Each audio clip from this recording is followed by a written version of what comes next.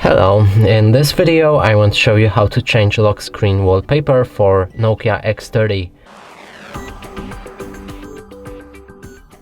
And to do this you'll need to open your settings, so find them in somewhere. Here you can go for the wallpaper and style. Now change a wallpaper. Select any wallpaper you like. You can go for a custom ones if you like, right here.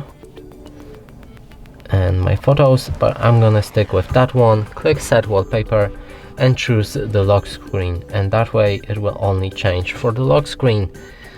And here I don't have a lock screen on this phone, so I can't exactly show you that, but it should change for your lock screen. And that's it for this video. Hope you like it. Please consider subscribing to our channel, leave a like and a comment below.